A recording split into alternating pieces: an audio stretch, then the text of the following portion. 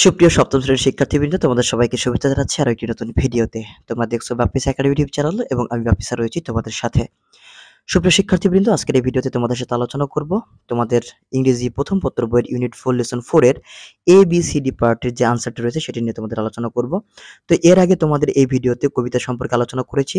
তোমরা যারা এই ভিডিওটি এখনো দেখোনি তোমরা অবশ্যই দেখে আসবা, কেননা এখানে আমি তোমাদেরকে লাইন টু লাইন কবিতার প্রতিটি লাইন ব্যাখ্যা করে দিয়েছি। আজকের এই ভিডিওতে তোমাদেরকে মূলত যে কোশ্চেনগুলো রয়েছে বা প্রশ্নগুলো রয়েছে সেগুলো সলভ করে দেওয়ার চেষ্টা করব। তো তোমাদের দেখো, এই ইউনিট 4 লেসন 4 এর যে হুজ চাইল্ড ইজ দিস যে কবিতাটি রয়েছে সেই কবিতার বি নাম্বার যে প্রশ্নগুলো রয়েছে সেগুলোর আনসার দেওয়া তোমাদেরকে চেষ্টা করব। তো দেখো, এই অ্যান্সারের প্রথম কোশ্চেনটা তোমাদের যেটা রয়েছে বি নাম্বারে, who asks the questions whose child is this in the poem. অর্থাৎ হু আস্কস দ্য কোশ্চেন, কে প্রশ্নটি জিজ্ঞেস করেছিল, হুজ চাইল্ড ইজ দিস, এই শিশুটি কার, ইন দ্য পোয়েম কবিতায় এই শিশুটি কার, এই প্রশ্নটি কে জিজ্ঞেস করেছিল। তো দেখো, কবিতা কি কারো নাম দেওয়া রয়েছে? না, কারো নাম কিন্তু দেওয়া নেই। তাহলে তুমি আনসারটা কিভাবে লিখবা? তুমি আনসারটা ঠিক এইভাবে লিখবা। তো দেখো, তুমি এভাবে লিখলা যে হচ্ছে ইন দ্য পোয়েম, কবিতায় হুজ চাইল্ড ইজ দিস, এটা কার বাচ্চা। The person asking the question isn't name. Isn't name বলতে হচ্ছে তার নাম উল্লেখ করা হয়নি। ইট সাজেস্ট, এটা বলতে বোঝায় দ্যাট যে দিস পারসন ইজ সামন, এই লোকটা যে কেউ হইতে পারে, ওয়াচিং যে দেখছে, আর টেলিং যে বলছে, দ্য স্টোরি অর্থাৎ গল্পটা যে বলছে বা দেখছে সে হইতে পারে। তো এটা তোমরা লিখে দিবা, দিলে ফুল মার্ক পেয়ে যাবা। তো 2 নম্বর যে তোমাদের প্রশ্নটা রয়েছে, how many times did he or she ask the questions whose child is this, অর্থাৎ কতবার সে জিজ্ঞেস করেছিল হুজ চাইল্ড ইজ দিস, অর্থাৎ এই শিশুটি কার। কবিতা পড়লে তোমরা বুঝতে পারবা 3 বার জিজ্ঞাসা করেছিল, তাহলে অ্যান্সার হবে the questions whose child is this is asked 3 times throughout the poem, 3 বার জিজ্ঞাসা করা হয়েছিল। এরপর দেখো, who answered the questions in stanzas 1, 2 and 3, অর্থাৎ কবিতাতে 3টি অংশ রয়েছে, স্ট্যানজাস রয়েছে। তো সেই স্ট্যানজাতে তোমার হচ্ছে 3টাতে কি অ্যান্সার করেছিল? তো প্রথম স্ট্যানজাতে অ্যান্সার করেছিল প্যারেন্ট, দ্বিতীয় স্ট্যানজাতে অ্যান্সার করেছিল টিচার, এবং তৃতীয় স্ট্যানজাতে রয়েছে সেটা এখানে তোমার আনসার করেছিল বোথ প্যারেন্টস অ্যান্ড টিচার, তারা উভয়ই কিন্তু আনসার করেছিল। ওই যে প্রথমে জিজ্ঞাসা করেছিল হুজ চাইল্ড ইজ দিস, কে আনসার দিছিল? পিতামাতা বা প্যারেন্টস। 2 নম্বরে কে দিছিল? টিচার।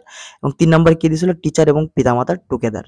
তো সেই কারণে এখানে তোমরা লিখে দিবা। তো এটাই ছিল তোমাদের যে কোশ্চেন আনসার গুলো। সি নাম্বার একটু দেখো, সি নাম্বারে লেখা রয়েছে যে আসলে তোমাদের কাজটা কি। মানে এখানে তোমার লেখা আছে রিড দ্য পোয়েম, তোমাদের কবিতাটা আবার পড়তে বলছে সাইলেন্টলি, অর্থাৎ একদম ধীরে বা নীরবে এগেইন। এবং তোমাদের লিখতে বলা হচ্ছে যে প্যারেন্টস পিতামাতা এবং টিচার শিক্ষক, এবং প্যারেন্টস এবং পিতামাতা শিক্ষক এবং পিতামাতা তারা অ্যাকচুয়ালি ব্যক্তিগতভাবে কি কাজ করে থাকে শিশুর জন্য সেটা বলা হচ্ছে। তো তোমরা দেখতেই পাচ্ছ, তুমি এভাবে লিখবা যে হোয়াট দ্য প্যারেন্টস ডাজ, অর্থাৎ পিতামাতারা যেটা করে, তারা কি করে? গিভ এ বাথ, তারা হচ্ছে হাত ধুয়ে দেয়, বা এখানে বাথ শব্দের অর্থ হচ্ছে কিন্তু ওয়াশ, ধুয়ে দেওয়া, গোসল করা না। কম হিজ হেয়ার, তার চুল আশ্রয় দেয়। Tell him what he is to wear, তাকে কি পড়তে হবে সেটা তাদেরকে বলে দেওয়া। তারপর দেখো হোয়াট দ্য টিচার ডাজ, শিক্ষকরা কি করেন? শিক্ষকরা যেটা করেন সেটা হচ্ছে প্রথমে যেটা করেন teach him how to be kind, সে কিভাবে দয়ালু হবে সেটা সেটা শেখায় তাদেরকে। Train and direct his mind, প্রশিক্ষণ দেয় এবং পরিচালনা করে তাদের মাইন্ড বা মনকে। Help him live by every rules, অর্থাৎ কিভাবে তাদের জীবন অতিবাহিত করার জন্য এভরি রুল মেনে চলতে হবে। লিভ বাই শব্দ হচ্ছে মেনে চলা, এভরি রুল মানে প্রতিটা নিয়ম তাদেরকে মেনে চলতে হবে, সেটা শিখিয়ে দেয়।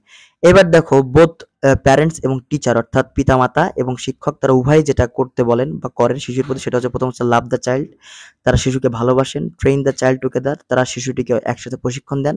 And support the child in their growth and development, এবং তারা হচ্ছে শিশুর যে গ্রোথ মানে বেড়ে ওঠা এবং ডেভেলপমেন্ট এবং উন্নতির ক্ষেত্রে তারা উভয়ই কিন্তু সাহায্য করেন। ডি নাম্বার তোমাদের ডিসকাস ইন দ্য গ্রুপ, একটা কোশ্চেন তোমাদের দেওয়া রয়েছে, এটা একটু ব্রড কোশ্চেন টাইপের। Why do both parents and teacher smile and answer the question, অর্থাৎ বলা হচ্ছে যে প্যারেন্টস এবং টিচার কেন হাসছিল এবং অ্যান্সার করছিল whose child is this by saying mine and ours, অর্থাৎ আমার, মাইন শব্দ হচ্ছে আমার, আওয়ার শব্দের অর্থ হচ্ছে আমাদের। তো আমার এবং আমাদের এই যে উত্তরটা তারা করছিল প্রশ্নের বিপরীতে, কি প্রশ্নের বিপরীতে? হুজ চাইল্ড ইজ দিস, অর্থাৎ এই শিশুটি কার, এই প্রশ্নের বিপরীতে তারা যে বলছিল যে আমার এবং আমাদের, এটাই তারা কেন করেছিল, এটার পিছনে লজিকটা কি, সেটার আনসার তোমরা এভাবে লিখে দিতে পারো। একটু ব্রড কোশ্চেন, আমি খুব সহজভাবে লেখার চেষ্টা করেছি তোমাদের জন্য।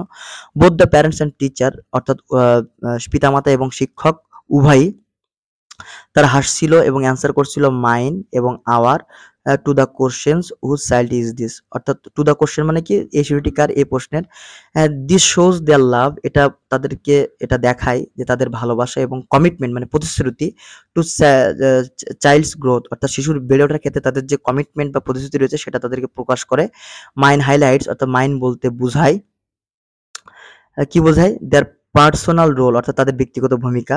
হোয়াইল আওয়ার্স, যেখানে আওয়ার্স বা আমাদের বলতে শোজ বোঝায় বা দেখায়, দে ওয়ার্ক টুগেদার, তারা একসাথে কাজ করে আছে টিম দল হিসেবে, টু হেল্প দ্য চিলড্রেন, অর্থাৎ শিশুটির সাহায্য করার ক্ষেত্রে, সাকসেস সফলতার ক্ষেত্রে। অ্যান্ড দেয়ার স্মাইলস, এবং তাদের যে হাসি সেটা কি শো দেখায় বা বলতে তাদেরকে বোঝায় দ্য জয়, আনন্দ।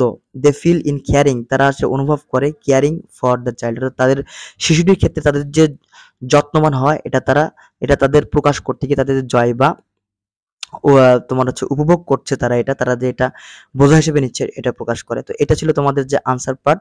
তো তোমরা দেখতে পেয়েছো, আশা করছি তোমাদের আনসার প্রত্যেকটা পেয়ে যাবা। তো এই অংশ থেকে তোমাদের অবশ্যই প্রশ্ন আসে, তাই অবশ্যই দেখে নিবা। তো এই ছিল আজকের ভিডিও, ভালো থাকো, সুস্থ থাকো, দেখা হবে খুব তাড়াতাড়ি অন্য কোনো ভিডিওতে। টাটা, বাই বাই, আসসালামু আলাইকুম।